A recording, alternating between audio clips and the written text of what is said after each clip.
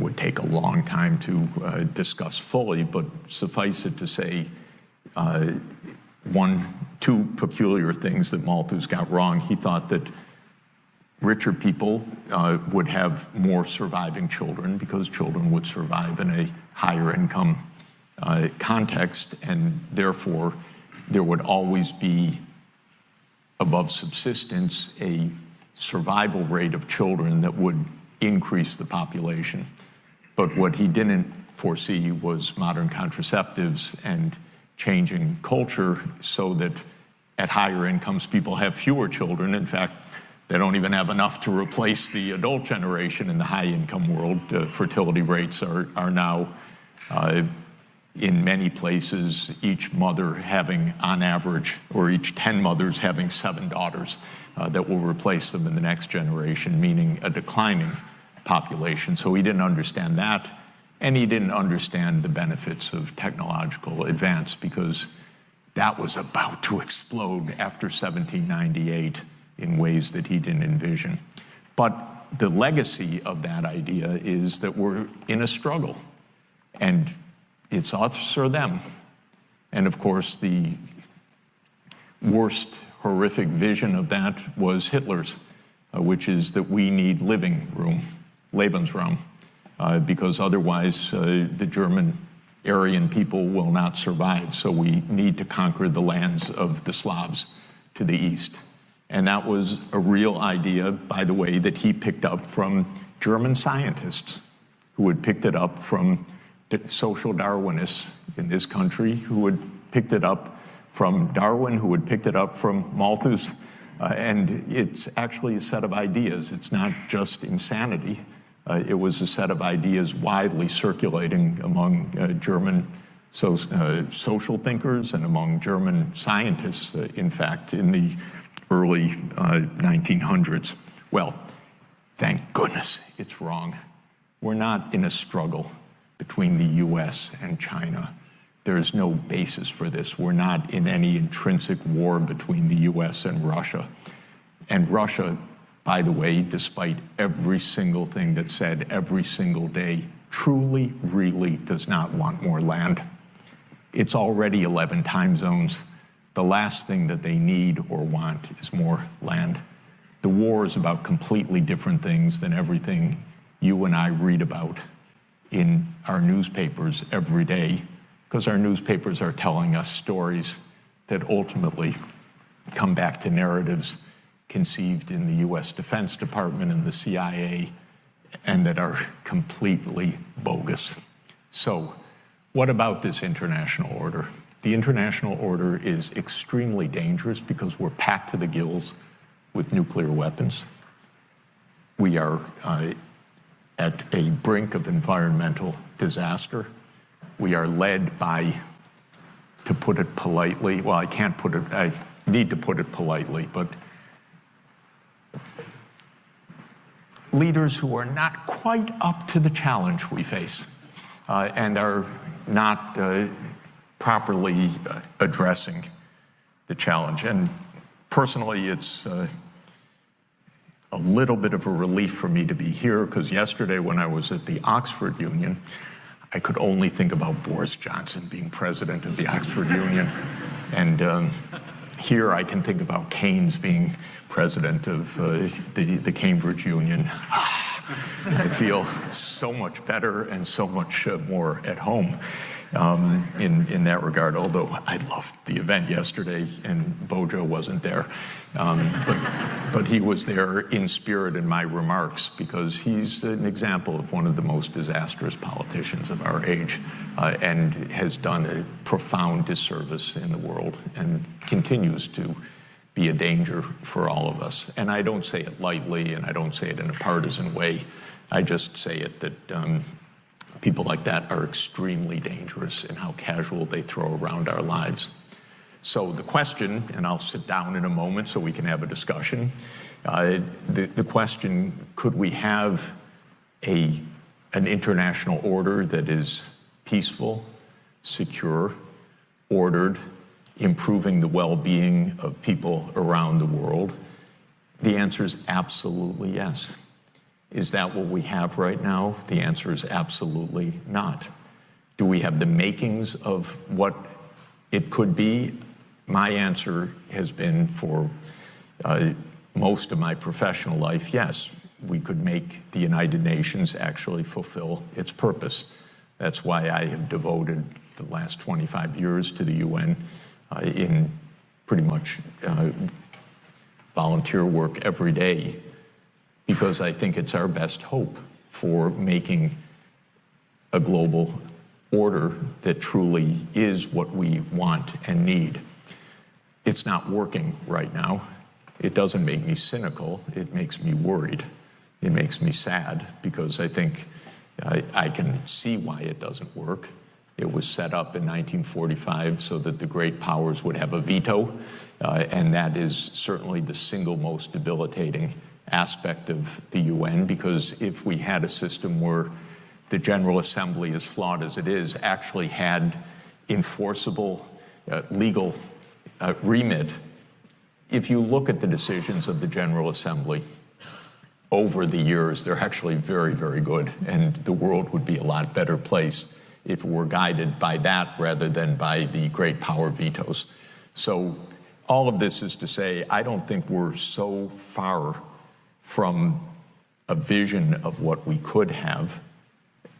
Of course, we just had a Summit of the Future at the UN, which put forward a lot of ideas for UN reform that are very good, so we can reform what we have. But I think the idea of an international governance system that is based on peace, sustainable development, and human rights is really a good and smart one. And it's not so far from implementation, except we need, in my view, the main job that I feel is trying to help my former students and friends and colleagues and teachers in Washington get real, so that they understand that we're in a different world and that we do not need U.S. leadership at all. What we just need is U.S. decency and cooperation. So that's all I wanted to start by saying. Thank you for the question, and we'll get started.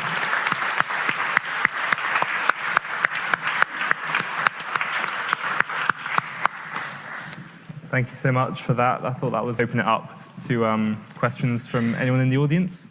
So I just wanted to start dialing things back a bit towards your sort of academic background in development. And I wanted to ask you, why do you think it is, since 2008 in particular, and continuing towards today, that foreign aid has lost ground in the conversation in a lot of Western countries, particularly in the UK, where we've reduced it down to 0.5% of GDP? What would you say is behind that, and why is there a reluctance to accept the importance of foreign aid relative to changing government structures in developing countries? Yeah, great. I trained as an economist in international finance, actually, not in development. And the greatest influence on me then, and I would say until today, was John Maynard Keynes.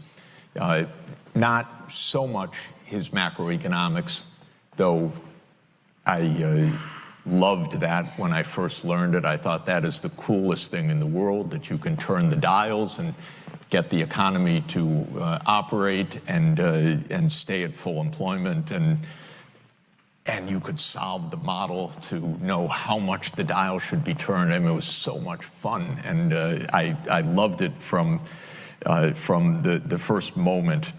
But what really influenced me was the economic consequences of the peace in 1919, which is Keynes's remarkable essay as a very unhappy, disgruntled member of the British delegation to the Treaty of Versailles negotiations. And of course, the whole book was saying what you, Lloyd George and Clemenceau and Woodrow Wilson, have agreed in the Treaty of Versailles is going to create chaos. Inter-allied debts, war reparations is going to create chaos. And of course, Keynes proved to be prophetic in that. And he said in 1919 that by imposing this harsh peace, this Carthaginian peace, the monsters would arise in the next generation with a vengeance that we couldn't even imagine. The quotations are marvelous because he was also such a great writer and such a great stylist. But he called it right, and it made a huge impression on me. And so I started out in finance, and when I began to be active in problem solving, and that came because some former students of mine in Bolivia came back to the campus at Harvard and said, we have a hyperinflation. And it was a very good moment in my life because these Bolivian students, former students, called the faculty to come to discuss the Bolivian hyperinflation, and I was the only one that showed up. I didn't know anything, but anyway, thank goodness the ones that really knew something didn't show up. So I had my shot, and I think there was another senior person, but I stood up in the middle of it and I said, that's actually not how hyperinflation works. You know, I knew all the theoretical papers, so I wrote something on the blackboard, and a voice from the back of the room said, if you're so smart, you should come to Bolivia. And secret, I had to go home to look on a map where Bolivia was. I had no idea. I was pretty sure it was in the Americas, but I didn't really know where it was. And then I found out, and I decided that I would go. And in any event, Keynes really influenced me because I got there and was an impoverished place and was at the time the 7th highest hyperinflation that had occurred on the planet. There have been several more since then. And I was able to use standard monetary economics to end the hyperinflation. And as soon as it ended, then the IMF said, okay, now Bolivia has to start paying debt that it hasn't been paying up until now. And I said, no, that's going to blow up this beautiful stabilization. And look how poor these people are. Let them go. Let them get on with things. And Keynes said, don't be mean. Don't be vindictive. Be nice to people that are in need. And I ended up, because I found a wonderful senior gentleman in the IMF who took me under his protective wing because I didn't know what I was doing. I was a kid, to all intents and purposes. Sachs is right. Why don't we try to forgive some of this debt? And in the end, Bolivia got a big debt relief, and the stabilization held, and that was good also for me professionally, because then many other countries said, well, help us get rid of our debt, which I did over the coming years, including in Central Europe and the former Soviet Union after the revolution of 1989 and the end of the Soviet Union in 1991. And that's how I got involved in Russian and Ukrainian issues back then. But my idea all along was be nice to people in need, because otherwise things come back to haunt you. And when you're very rich, you don't even notice. I mean, Bolivia's debt was nothing. And by the way, the whole developing country debt was quite manageable if it was viewed in a decent way. And I was also schooled in Winston Churchill's not exactly correct saying about the Marshall Plan, that it was the most unsorted event in history. And I believe the Marshall Plan was a completely altruistic, wonderful act of the United States after World War II to rebuild Europe. And that's how I was raised and how I was taught. And in fact, it's much more complicated because it was a Cold War instrument of policy, and there's a lot of dark side to it, and it helped to fund the CIA operations, and it did many other things. So it's not a completely unsorted act, but it was an effective act anyway, and it helped to restart the European economies. So all of this is to say, I believed, what's wrong with a little transfer from a very rich world to poor people? And I basically believed that all my life. And I've tried, for a long time, I tried to raise development assistance. And I worked with Bono in 2005 at Glen Eagles that make poverty history, and we're going to get aid up to 0.7%, which was the UN standard that every rich country should give 0.7% of its aid, and so on. And I wrote The End of Poverty in 2005 based on the idea still, be nice, come on, we're rich. Help poor people. It's a trap. Get them out of the trap, then they can go on with their own development. It's not all charity, just it's a little bit of helping to overcome this extreme condition when you're poor, so you have no money to invest in the things that would make you not poor. So there is a trap, and it still applies to many places in the world. And if it's not literally a trap of poverty, if poor countries can find their way out, they could find their way out much faster and with much less suffering and with much more productive lives if we helped. So I worked on that for a long time. But over time, I discovered a lot of the deep, dark truths of American foreign policy that I did not appreciate, did not understand growing up. I knew things weren't right because I marched against the Vietnam War in the 1960s as a high school student, and I was never, but I did not appreciate the darkness of much of American foreign policy and British imperial policy and Britain's cheerleading of American foreign policy. And that grew on me over time. Plus, it's a little complicated, so it's actually worth just explaining one thing. In operant conditioning, when you're conditioning a rat to press a lever, or you're conditioning a human being to press a button to do something, if you want to decondition, take away the stimulus response, you can go cold turkey and then the response doesn't work, and there is fade out over time. But if you give a victory every once in a while still to pressing the lever, it prolongs the agony of phasing out the conditioning for a very long time. And I mention this because in my career, every once in a while, the US would do a nice thing.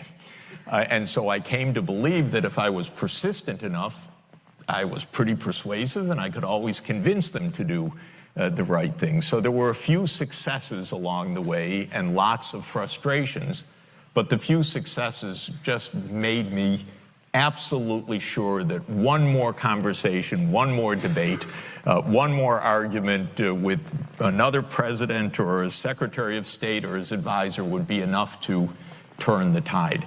And it took me a long time to stop pressing that lever because there's really a lot of nastiness.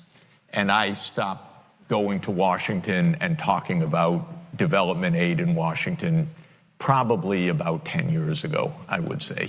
Imagine we're not in 19th century Britain ruling the seas, which was a basis for British hegemony in the 19th century.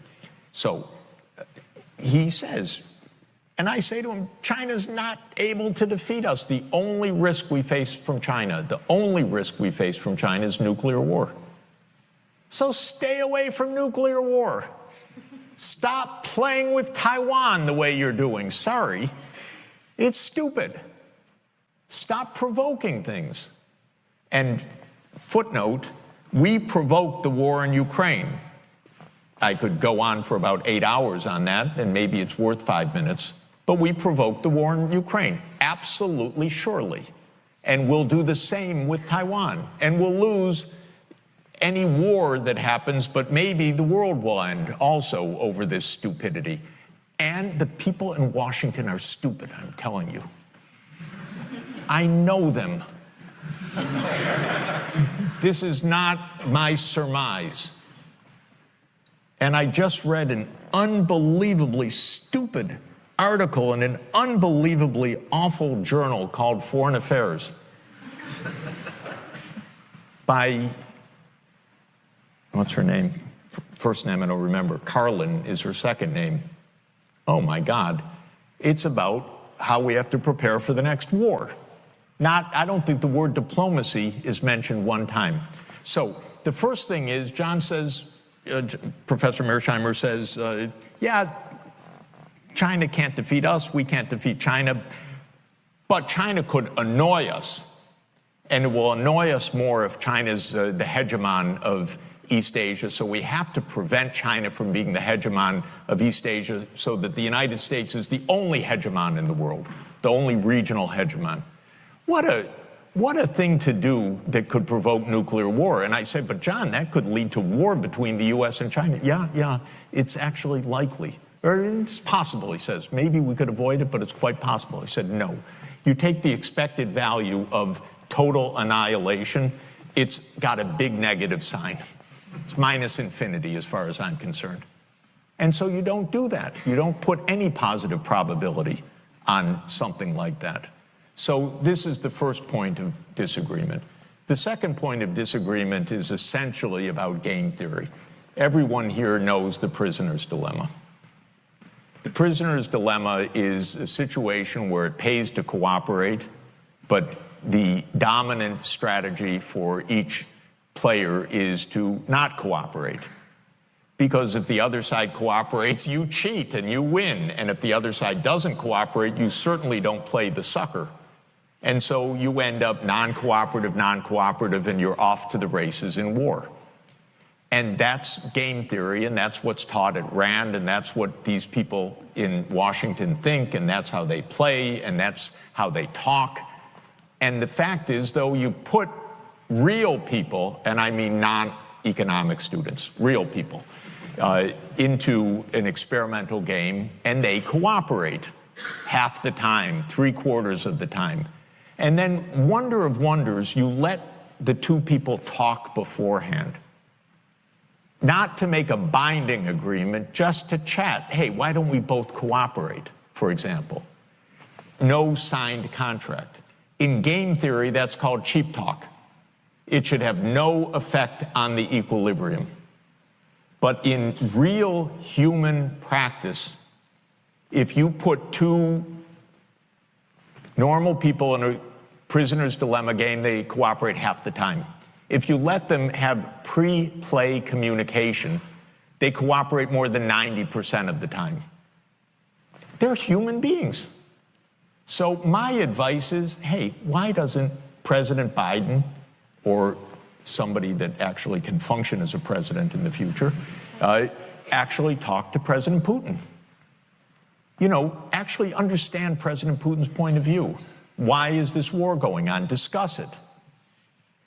You know, cooperation could rise enormously.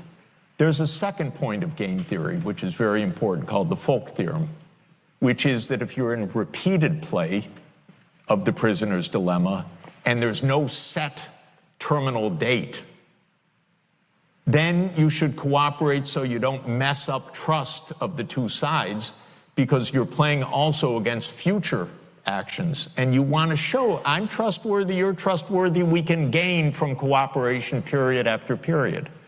And that's another way to sustain the good outcome in a prisoner's dilemma. So I view international relations theory, realist theory, as essentially being the prisoner's dilemma or the Hobbesian dilemma of nation states in an anarchic environment. And my argument is it's not so anarchic, it's not so threatening. The only real threat is nuclear war, so stay away from that. That's the bright red line for all of us. And cooperation is just not so hard. And I look to many examples in history where cooperation worked. And I wrote a book in 2013 about one such episode because I found it completely amazing when I learned about it.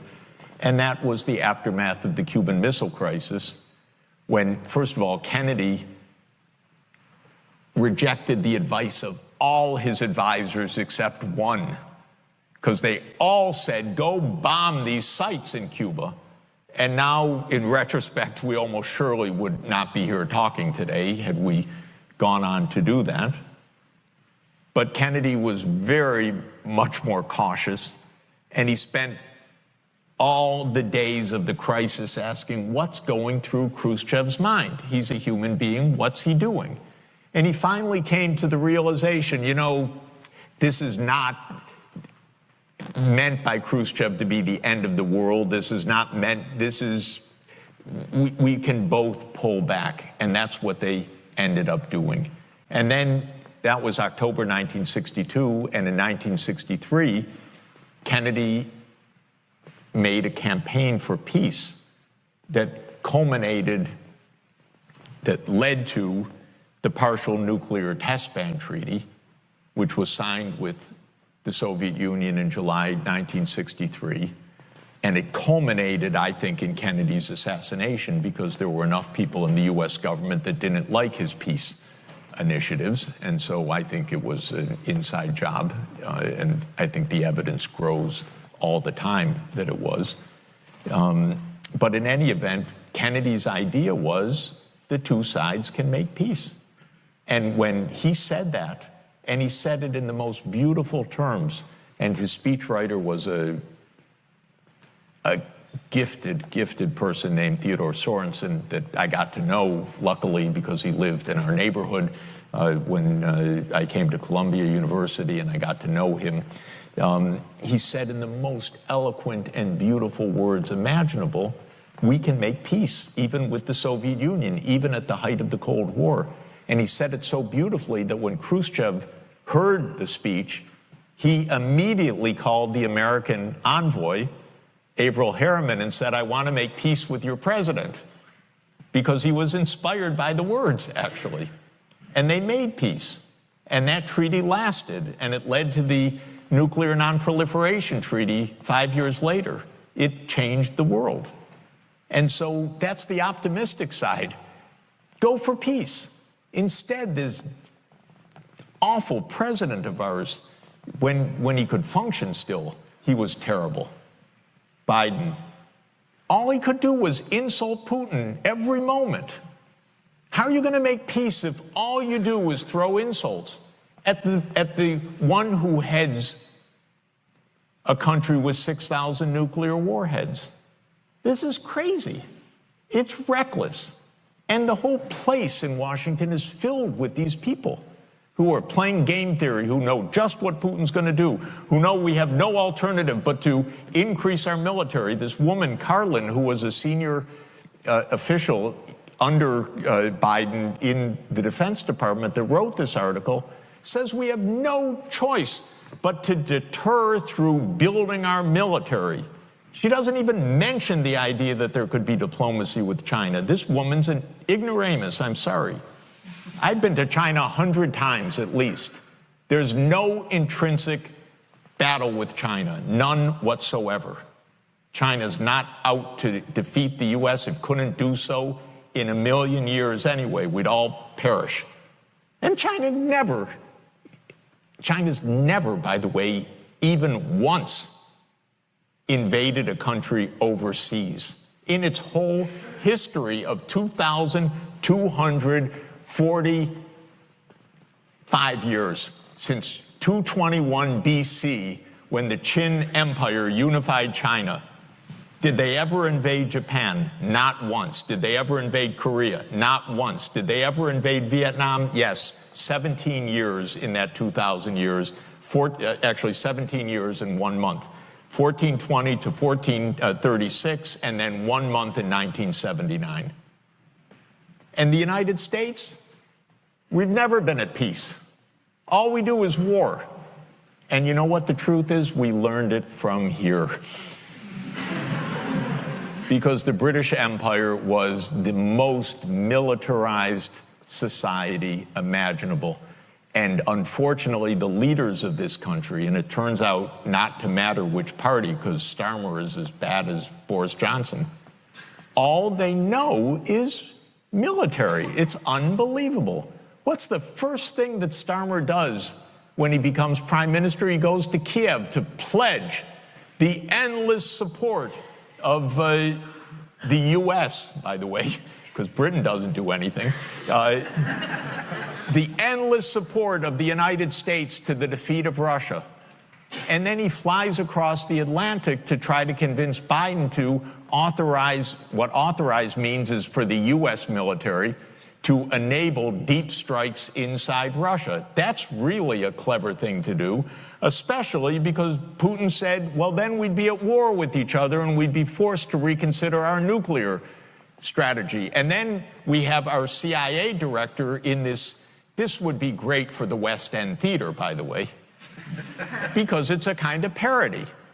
The CIA director meets with the MI6 director on stage recently here and says, oh, don't worry about Putin's bluff. Well, my advice is if you're going to say that before we're all annihilated, because no one's going to hear you after we're all annihilated. How do we know he's bluffing? He's not bluffing if Russia is fundamentally threatened. So I don't remember what you asked me, but that's my answer. Thank you very much. We're going to try and have some time for a few audience questions. I appreciate we're running a little over, but if you just stick your hand up, I already see lots around. Just wait until you get a microphone and ask a question. We'll go here in the suit in the second row. Is that me, right? Yeah. Shall I stand up? Please do. Thank you. Thank you very much. That was quite remarkable. It definitely isn't sort of the mainstream opinion, I guess. So you talked about how there isn't this kind of struggle with China and how the United States, the US empire, doesn't need to position itself as kind of a leader. But there is kind of a struggle between, if not between US and China, between democracy and dictatorship in sort of various countries, various economies, various circles. And the United States is at the forefront of that, at least in economic terms. And of course, with dictatorships now becoming a lot more sustainable, you know, they're not kind of obsessed with this self-subsistence. They're all trading with each other. Is there any way in which there is still a fight on our hands when it comes to politics? Well, I'd love for the United States to be a functioning democracy and to be a good example for other countries. I don't believe the U.S. has any right or any ability to put in place a democracy in any other country, nor do I believe, by the way, that American democracy functions as a real democracy anymore on the life and death issues. Nobody has asked the American people anything about all these wars for decades. And by the way, I can tell you, and I'm telling you authoritatively and truly, they lie about every goddamn thing about these wars. And so that's not democracy either. Everything is phony. Everything is narrative. And so on the war and peace issues, the public has no say at all.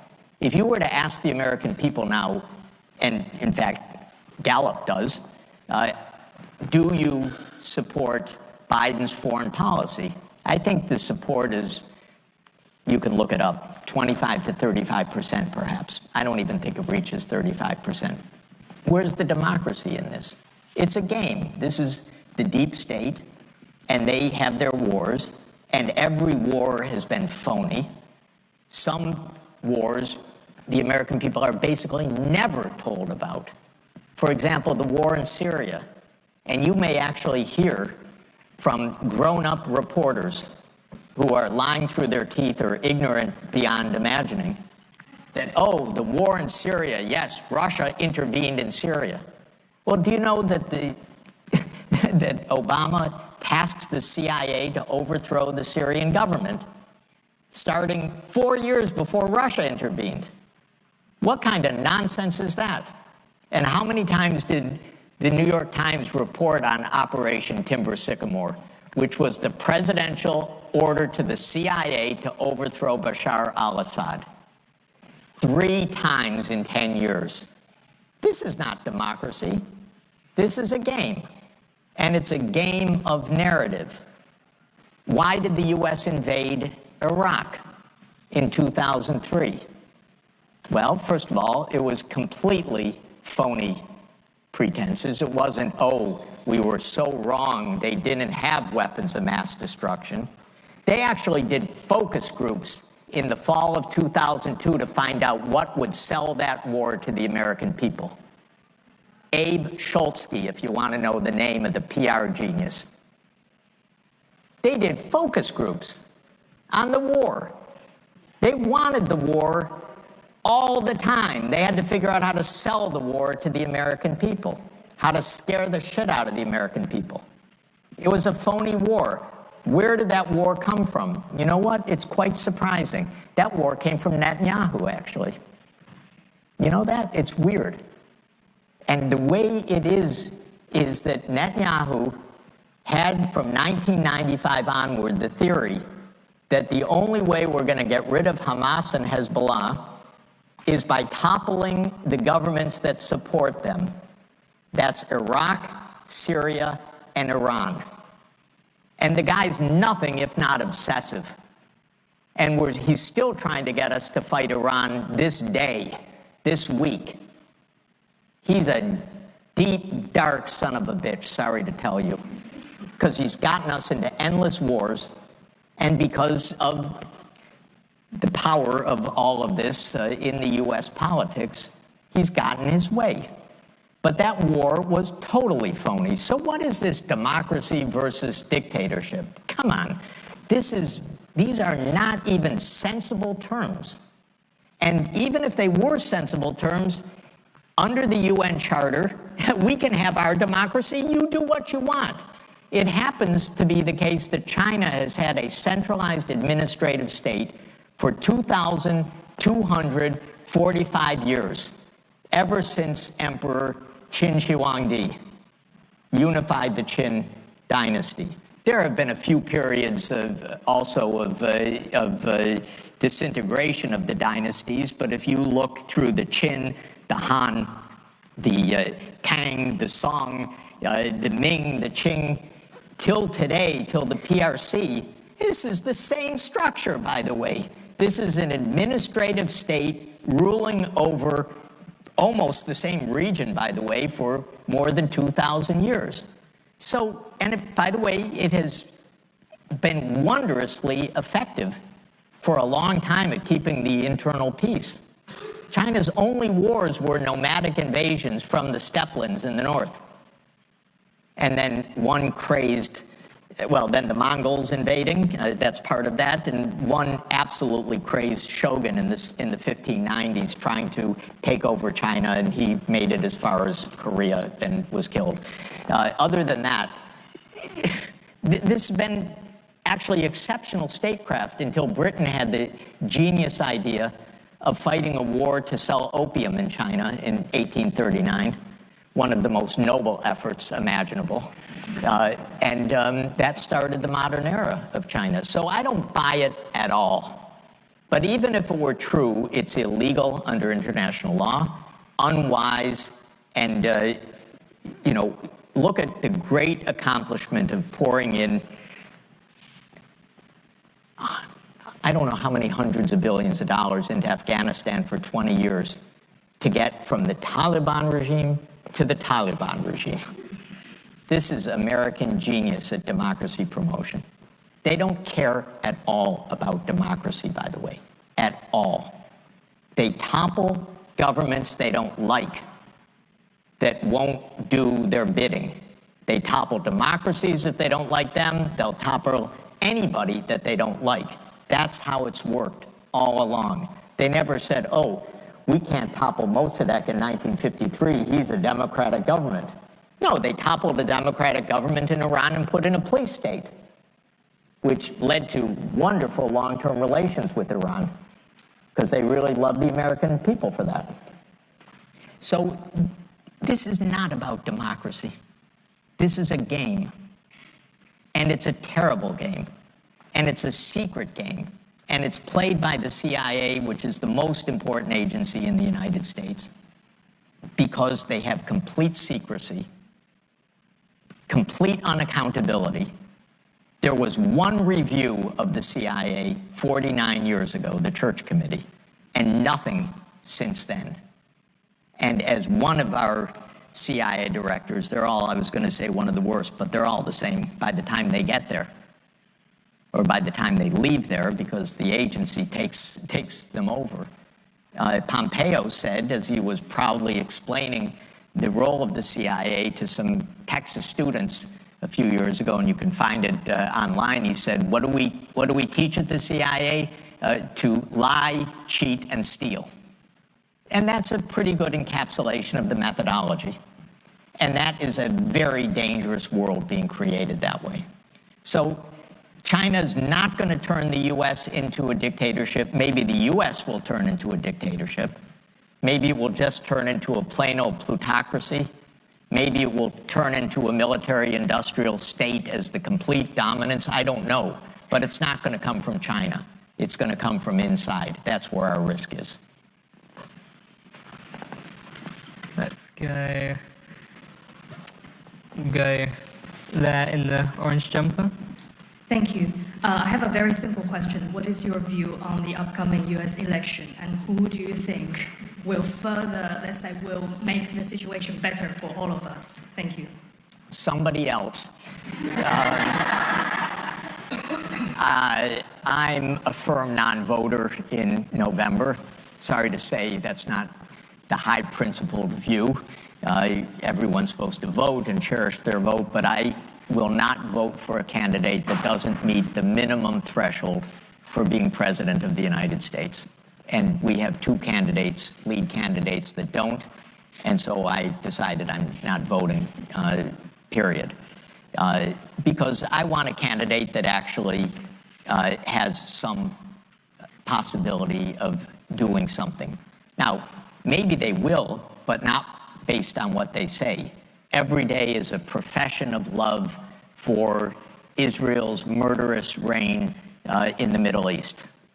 Okay, by itself, I wouldn't support that. That's enough for me, because Israel's committing a genocide in Gaza, and it's sickening, and it's obvious, and we see it every day. And if a candidate can't figure out to say something about that, I can't support them, period. But then Kamala Harris, who would normally be my candidate because I was a lifelong Democratic Party voter, although with great disappointment whether they won or lost, because when they won, I was disappointed with what they did. When they lost, I was disappointed that my candidate lost. So I've never been happy for a while about U.S. politics. It's been 5 miserable presidents, as far as I'm concerned, from Clinton, Bush, Obama, Trump, Biden. Awful. All of them. They brought us to the brink of nuclear war. Can't forgive them for that kind of recklessness. But when it comes to Ukraine, Harris says, we stand with Ukraine. Just everybody understand, what does it mean to stand with Ukraine like Boris Johnson stands with Ukraine? It means 2,000 Ukrainians killed or wounded severely every single day. That's not standing with Ukraine. That is standing with the destruction of Ukraine. It's exactly the opposite. And so that's a purely Orwellian idea, that we're standing with Ukraine by continuing this war. And that's what she says, because she doesn't seem to have any idea other than what she's told to say. Or she says her ideas, and either way I can't vote for her, and with Trump, don't even get me started. So the answer is I don't see either of them, based on what they're saying right now, doing much. But I think there's another point that is important in this. I'm not without hope, for a quite different reason. And that is that our politics is not determined by American presidents. Our politics is determined by the security state apparatus. And what is happening right now is not in America's security interest. And so they could change their mind. And President Putin said something actually very interesting in an interview in 2017, I think in Figaro, by the time that he had had three presidents as his counterparts, Bush, Obama, and Trump. And he said to this reporter, French reporter in 2017, he said, you know, I've dealt with three American presidents now. They come into office with ideas, but then men in dark suits and blue ties come to tell them how the real situation is, and you never hear of those ideas again. And this is from a very tough-minded leader who was himself KGB. He understands how the American system works very well. He understands what the CIA means for American foreign policy. He understands that American foreign policy is very deeply rooted. It's not this one wins and then Obama changes everything and then Trump comes in and changes. Nothing like that, by the way. This has been a consistent foreign policy, arguably, certainly since 1991, and arguably since 1945. And by the way, British foreign policy is the same. And I would say arguably British foreign policy vis-a-vis Russia goes back to 1840. It was around 1840 that the British government got the idea that Russia was a threat to Britain, to the British Empire through Central Asia, and the idea that that Russia was going to invade India through the Khyber Pass. And this became an idée fixe, and it became the basis for the Crimean War in 1853 to 1856, and Russophobia basically never abated. Of course, at two junctures, Britain aligned with the Soviet Union, or aligned with Russia in World War I and aligned with the Soviet Union in World War II.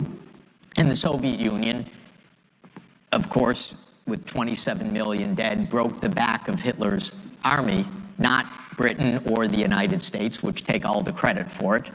They can't even remember. They don't even invite the Russian leaders. And Russia bore the whole brunt of fighting the Wehrmacht. But then, as soon as, you know, in the middle of 1945, after 27 million dead in the Soviet Union and an alliance with the Soviet Union, Churchill asked the War Office to consider, what about invading the Soviet Union now, Operation Unthinkable? In other words, let's continue the war. Germany just surrendered, now we should go invade the Soviet Union. That was not put as a defensive war game. That was an actual idea of Churchill in the summer of 1945, and the United States said, no, actually, let's not have another war right now. But that's a kind of, that's a little weird, by the way. But that's how Britain has thought for, so my point is these are very deep, consistent trends, and Britain taught the United States everything it knows, and we continue on the same deep trend. And so when you ask me what the election's going to mean, what we need is that the Pentagon and the CIA and the other intelligence agencies come to understand we're in a multipolar world. We face a nuclear superpower in China, a nuclear superpower in Russia. There is no meaning of victory. Tragedy is not an option, as far as I'm concerned, for a policy. And so we need a different strategy. And then somebody in a dark suit and a blue tie will come to tell whoever's president that we're doing it differently now. And that's what we can hope for. Wonderful. I think we have time for one more question, potentially two, if this one is a shorter one. But we'll go over there in the scarf, in the sort of fifth row.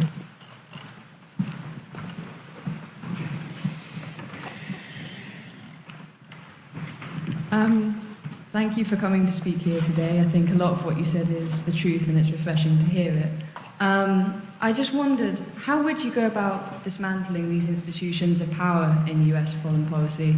I know APAC in particular has a huge influence over not only who comes in, who's elected, but what they do once they are. How would you ever go about persuading officials to cut those ties? Yeah.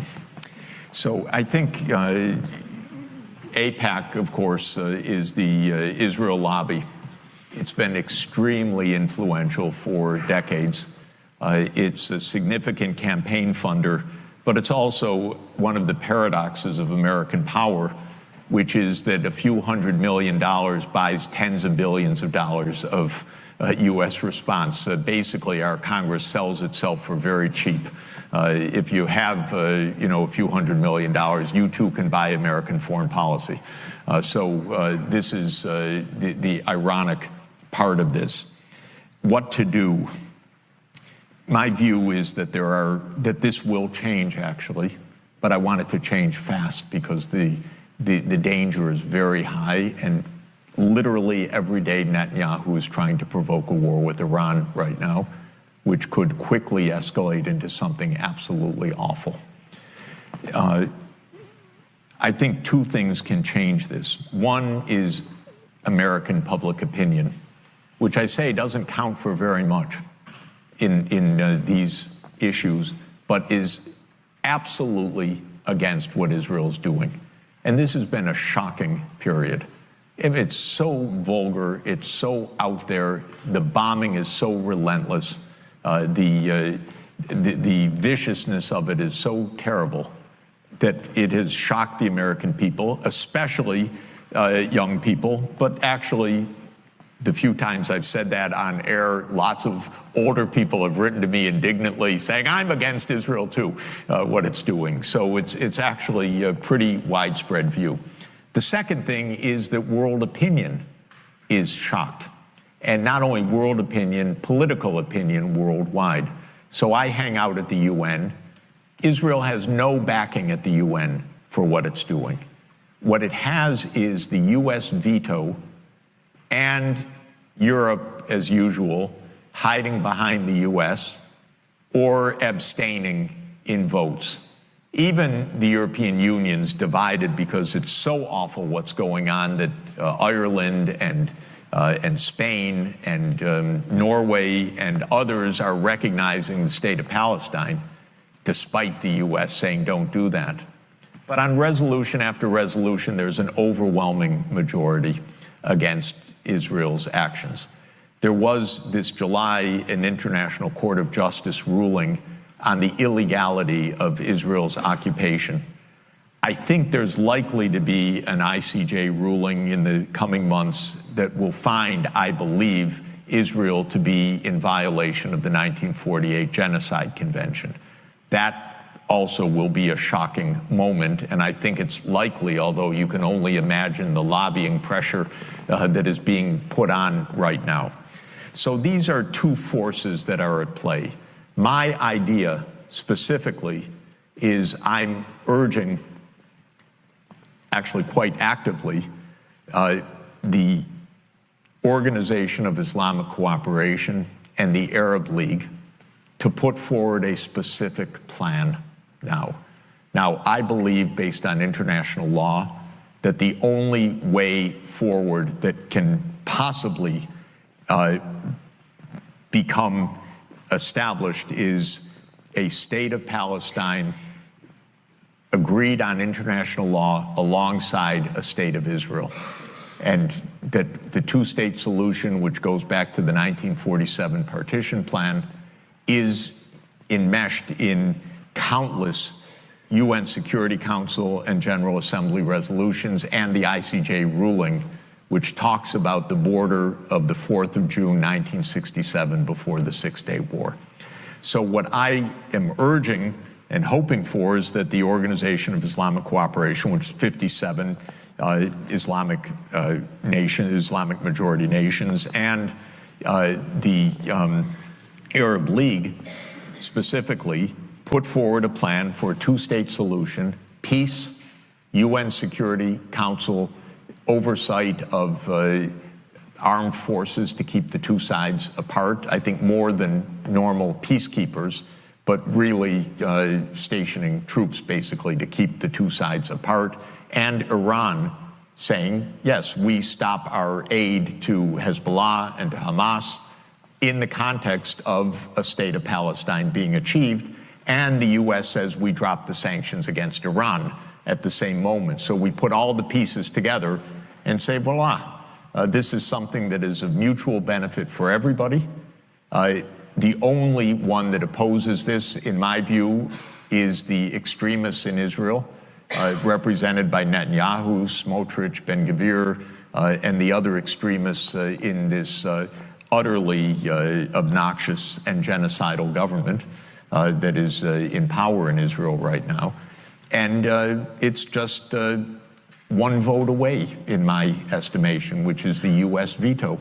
And I believe that if the security state in the United States looks honestly and dispassionately at this, if the American people understand how many wars Netanyahu has led the American people into and what a disaster this has been, that actually it's possible to change. It's not a sure deal by any means, but I want the rest of the world to say to the United States, you, not Israel, you are the obstacle to peace, the only obstacle remaining, because we don't need Israel's approval for this. Why should Israel have a veto over a state of Palestine? Of course it has no veto in international law. It's you, the United States, that's using the veto, and I want the world to say that clearly with a plan, and to be able to say to the Israeli people, this is not about squandering your safety, it's about actually your safety as in a most fundamental way. Okay, I think we have time for one very quick final question. We'll go to you on the front row there on the blue shirt on the left. Thank you so much, Professor Sachs. By your logic of nuclear war having an expected value of negative infinity, it seems that the US should never interfere when a nuclear power is doing something bad. Extending this logic, one could argue that if Nazi Germany had nuclear weapons, we should have just let them walk all over Europe and Russia. Is there a case in which the US should militarily intervene, even if there is some chance of nuclear war? The US should intervene if we are attacked. That's different. We should not intervene to provoke. And that's the big difference. So let me just explain in 2 minutes the Ukraine war. This is not an attack by Putin on Ukraine in the way that we are told every day. This started in 1990, February 9th, 1990, James Baker III, our Secretary of State, said to Mikhail Gorbachev, NATO will not move 1 inch eastward if you agree to German unification, basically ending World War II. And Gorbachev said, that's very important. Yes, NATO doesn't move, and we agree to German unification. The US then cheated on this, already starting in 1994, when Clinton signed off on basically a plan to expand NATO all the way to Ukraine. This is when the so-called neocons took power, and Clinton was the first agent of this. And the expansion of NATO started in 1999 with Poland, Hungary, and Czech Republic. At that point, Russia didn't much care. There was no border other than with the Königsberg, but other than that, there was no direct threat. Then the US led the bombing of Serbia in 1999. That was bad, by the way, because that was a use of NATO to bomb a European capital, Belgrade, 78 straight days to break the country apart. The Russians didn't like that very much.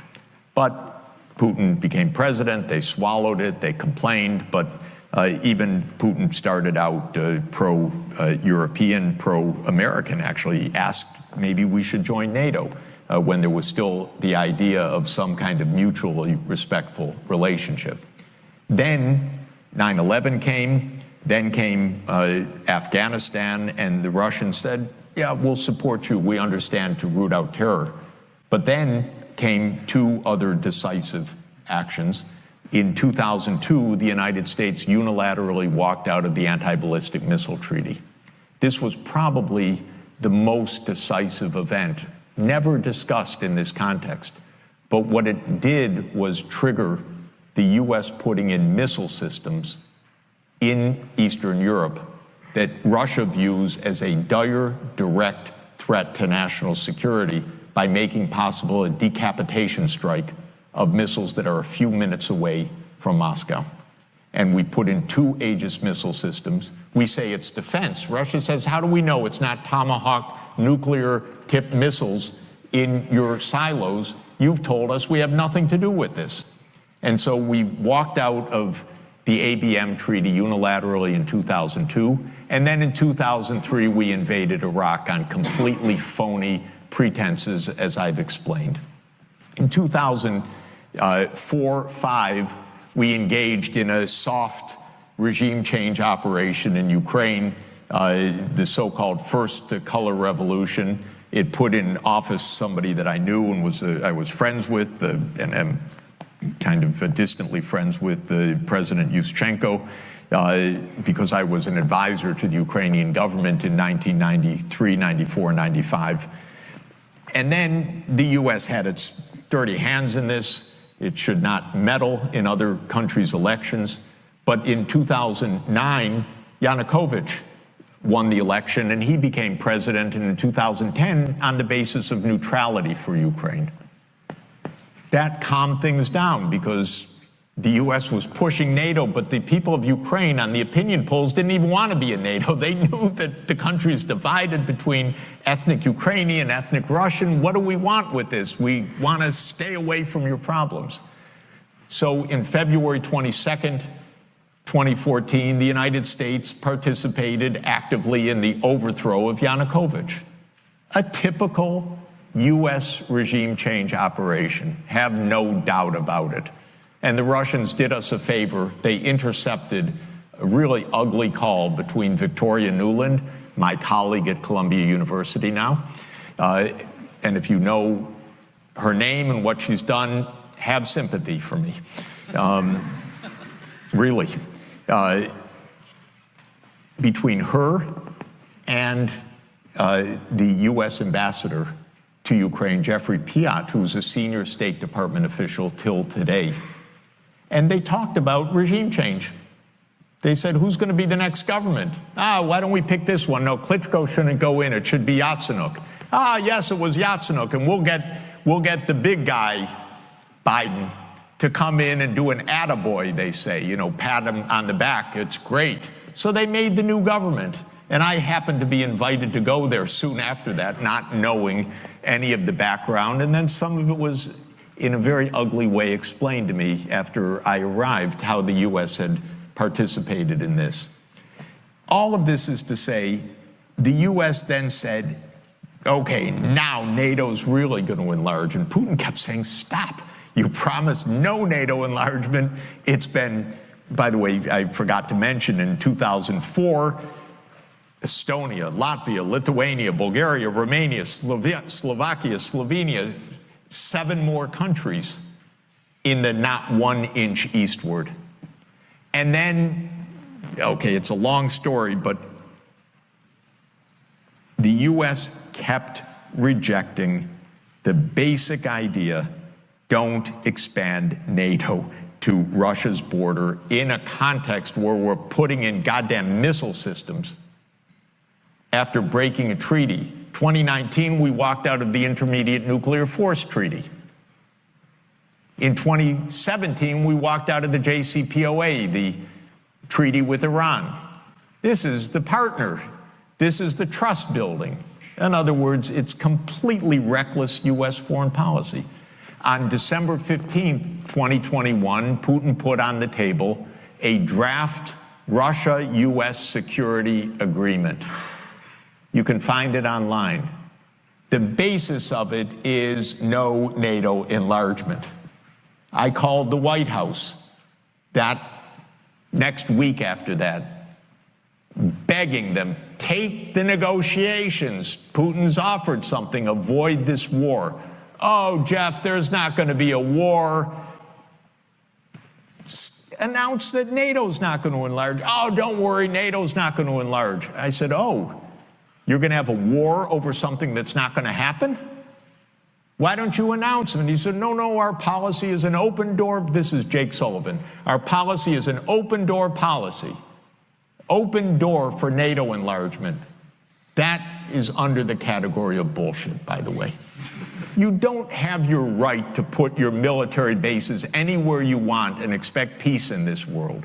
You have to have some prudence. There's no such thing as an open door that we're going to be there and we're going to put our missile systems there and that's our right. There's no right to that.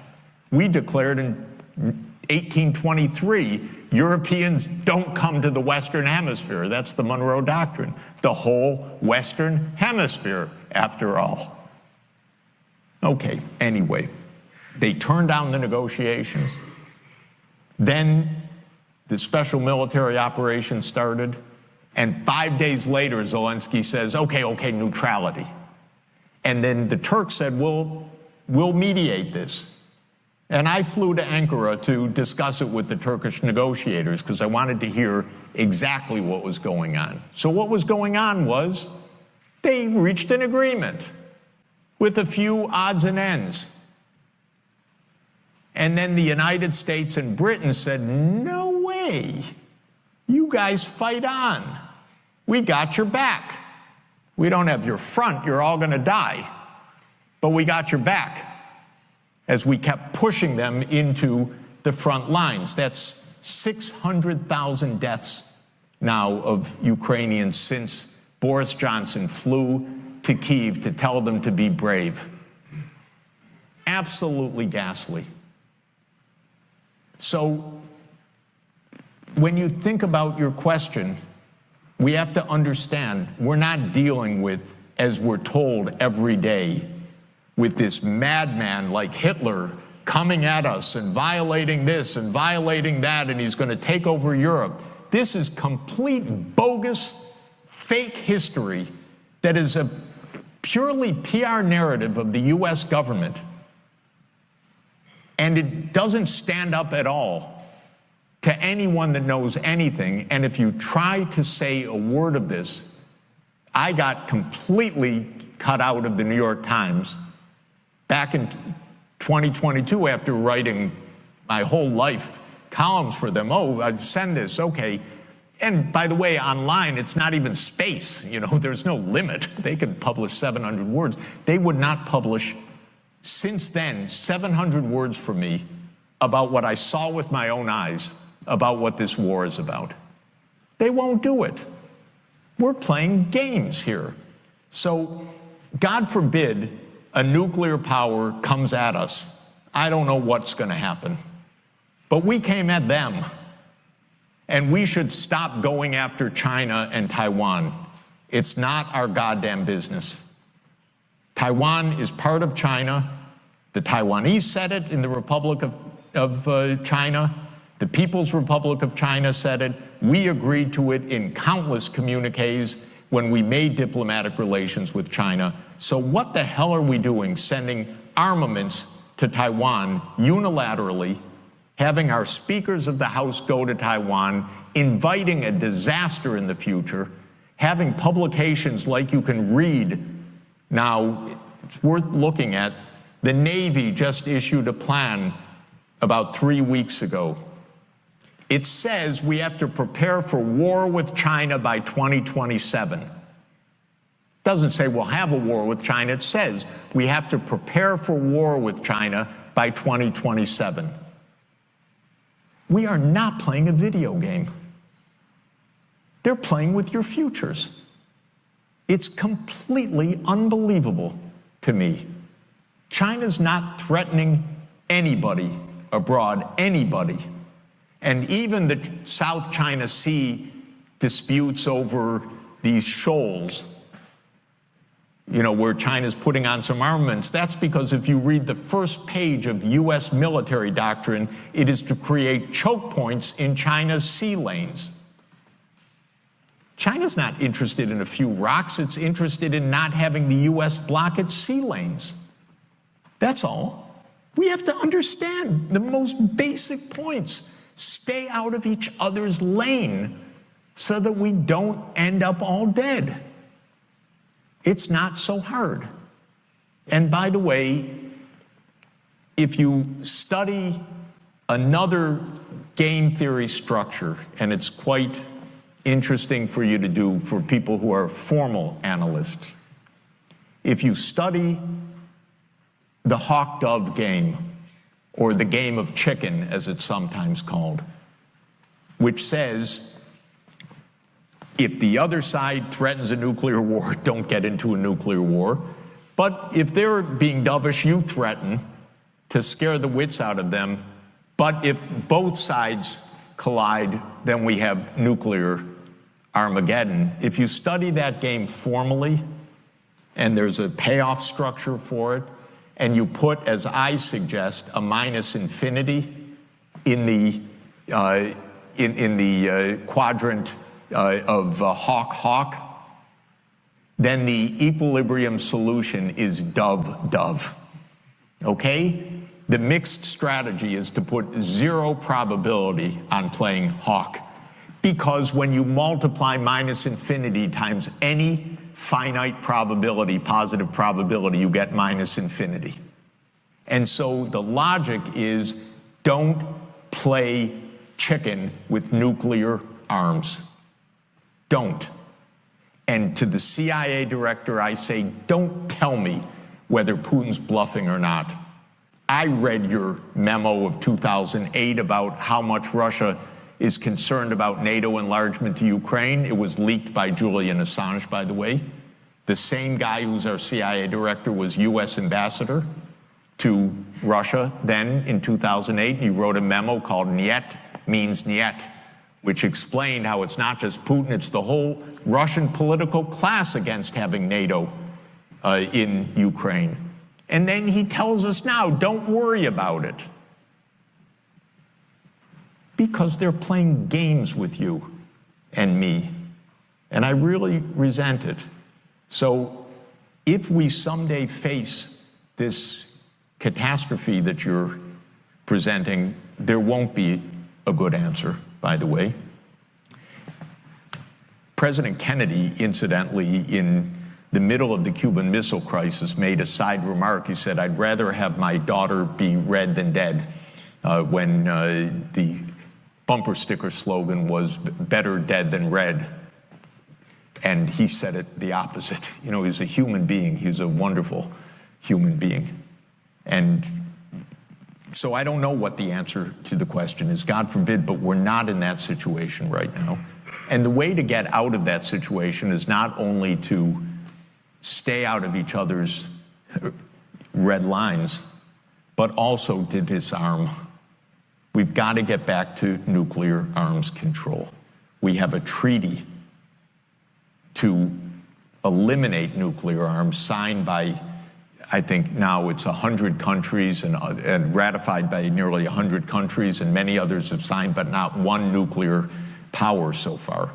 But that's the right answer, is we have to get out of this, what President Kennedy called the sword of Damocles, the nuclear sword of Damocles hanging over our heads, which is really the greatest risk that we face of all.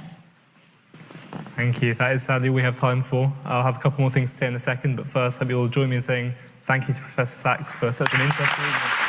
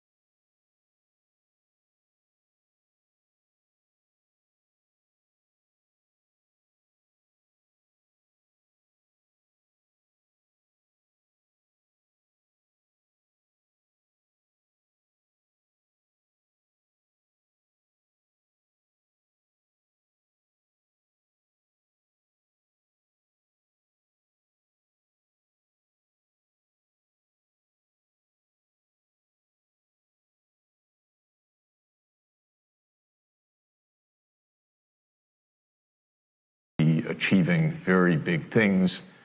We could understand, which we don't yet, that we are not in a game of who's number one or who's ahead or who runs the world.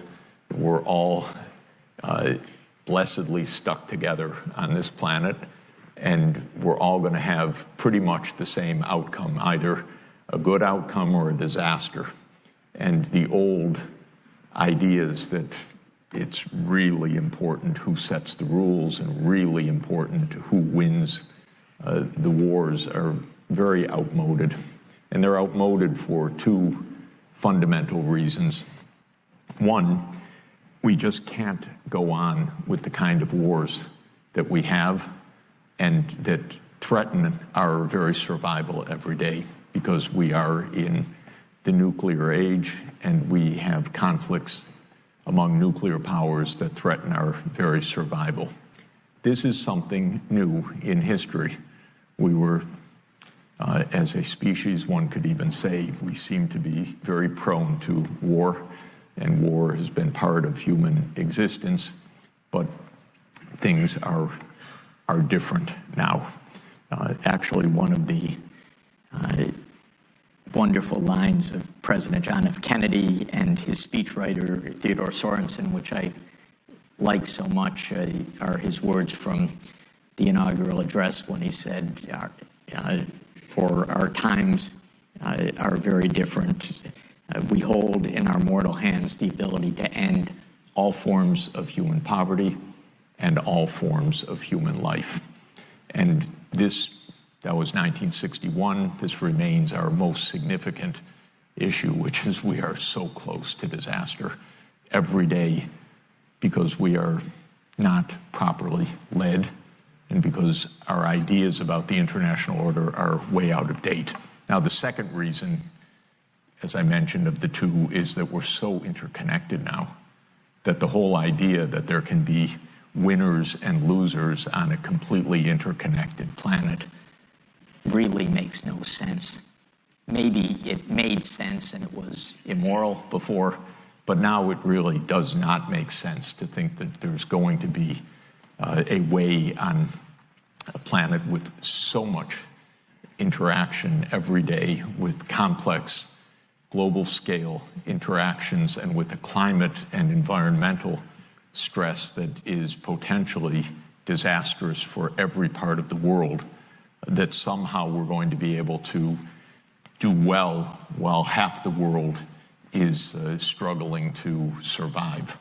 And that is an old idea. In fact, one of the old ideas, quite disastrous, which actually came from England in 1798 of Thomas Malthus, who was very clever, so he posed a real problem. He got the wrong answer, but he posed a real problem. He basically said there's not enough to go around, so we're condemned to poverty, if not at all times, at least any time we are able to lift our head above poverty, we'll be driven back down to poverty by population increase, and we'll never really be able to surmount subsistence. And Charles Darwin had an aha when he read the Principles of Population and said, aha, that's where natural selection comes from. It comes from the fact that there are always more organisms than can be supported in their physical environment.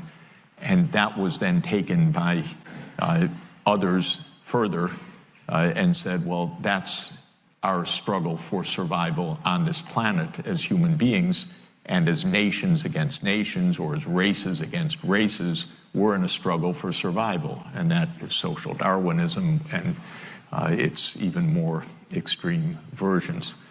This idea is wrong, and it's wrong for understandable and identifiable2 that would take a long time to discuss fully, but suffice it to say, 2 peculiar things that Malthus got wrong. He thought that richer people would have more surviving children because children would survive in a higher income context, and therefore there would always be above subsistence a survival rate of children that would increase the population.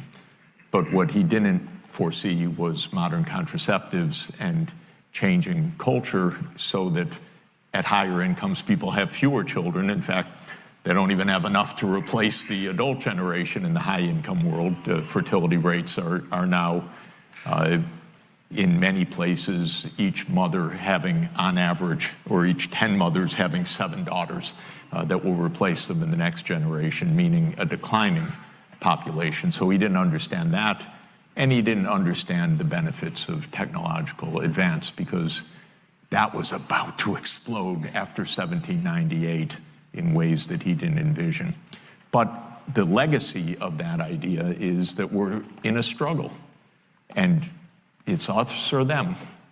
And of course, the worst horrific vision of that was Hitler's, which is that we need living room, Lebensraum, because otherwise the German Aryan people will not survive. So we need to conquer the lands of the Slavs to the east.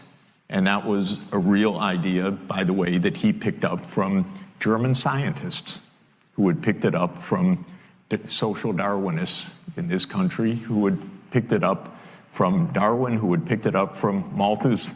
And it's actually a set of ideas. It's not just insanity. It was a set of ideas widely circulating among German social thinkers and among German scientists, in fact, in the early 1900s. Well, thank goodness it's wrong. We're not in a struggle between the US and China. There's no basis for this. We're not in any intrinsic war between the US and Russia. And Russia, by the way, despite every single thing that's said every single day, truly, really does not want more land. It's already 11 time zones. The last thing that they need or want is more land. The war is about completely different things than everything you and I read about in our newspapers every day, because our newspapers are telling us stories that ultimately come back to narratives conceived in the US Defense Department and the CIA, and that are completely bogus. So, what about this international order? The international order is extremely dangerous because we're packed to the gills with nuclear weapons.